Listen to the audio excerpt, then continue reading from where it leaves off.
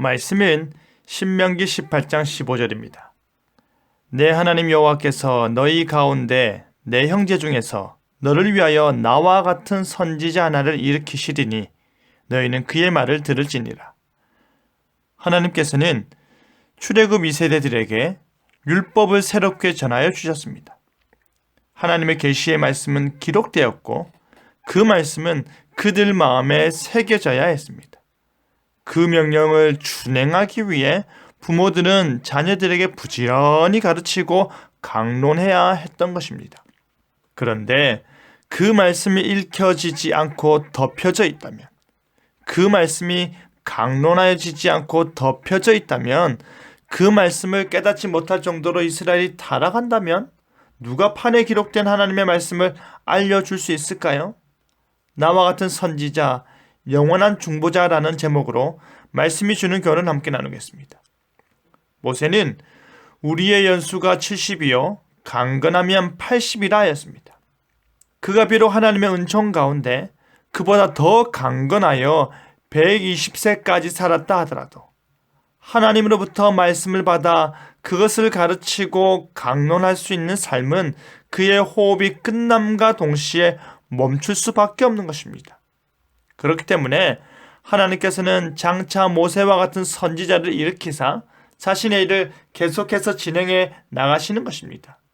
그렇다면 모세의 주된 역할이 무엇이었습니까? 하나님과 이스라엘의 중보자로서 하나님의 뜻을 이스라엘에게 전달하는 자, 이스라엘의 간구를 하나님께 올려드린 자입니다. 그런데 그 중보자의 역할을 감당하는 모세를 유심히 볼 때에 그에게는 특별함이 있습니다.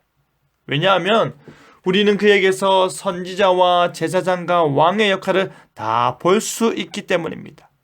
신명기 34장 10절에 그 후에는 이스라엘에 모세와 같은 선지자가 일어나지 못하였나니 라고 말하면서 모세가 진정한 하나님의 선지자였음을 언급함과 동시에 그가 매우 특별한 하나님의 선지자였다고 말하고 있는 것입니다.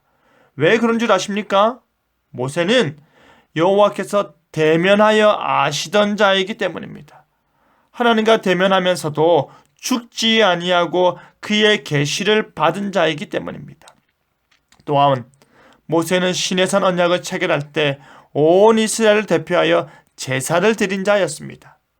그가 언약서를 읽고 피 뿌리는 행위를 행하며 제사 의식을 실제 거행한 제사장이었습니다. 뿐만 아니라 모세는 온 이스라엘의 지도자로서 그들을 인도하고 그들을 다스리고 그들을 돌보았습니다. 물론 하나님께서 참된 왕이시지만 하나님께서는 인간 중보자인 모세를 통해 그의 주권적 통치권을 행하셨던 것입니다. 이제 그와 같이 선지자인 동시에 제사장이며 제사장인 동시에 왕인 자가 일어날 것을 예언합니다. 선지자와 제사장과 왕의 역할을 수행하기에 그 어떠한 부족함도 없는 자가 일어날 것을 약속하고 있는 것입니다. 그분이 누구입니까? 바로 우리 주 예수 그리스도이십니다. 모세는 장래에 말할 것을 증언하기 위해 하나님의 온 집에서 종으로서 신실하였다면 그리스도는 하나님의 집을 맡은 아들로서 신실하셨습니다. 그렇기 때문에 우리가 소망의 확신과 자랑을 끝까지 굳게 잡고 있기만 하면 어떻게 될까요? 우리가 그의 집, 우리가 그의 백성이 되는 것입니다.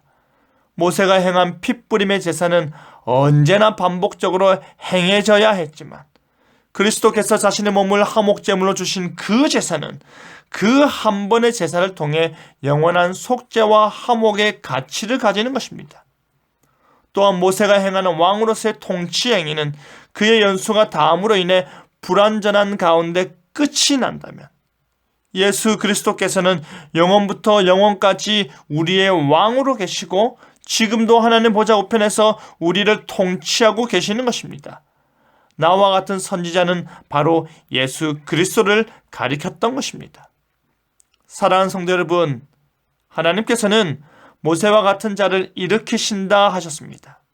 그리고 그 말씀 그대로 하나님께서는 예수님을 보내셔서 선지자로서 제사장으로서 왕으로서 그 모든 직분적 사역을 완전히 성취하셨습니다. 이 모든 일은 우리의 구원을 위한 것이요, 이 모든 일은 하나님 나라를 위한 것이요, 이 모든 일은 하나님의 영광을 위한 일임을 믿으시길 바랍니다. 우리로 그의 백성 되게 하기 위함인 것입니다. 그리하여 우리에게 영원한 중보자를 주신 하나님께 영광 돌리며 살아가는 저와 여러분 되기를 간절히 바랍니다. 아멘.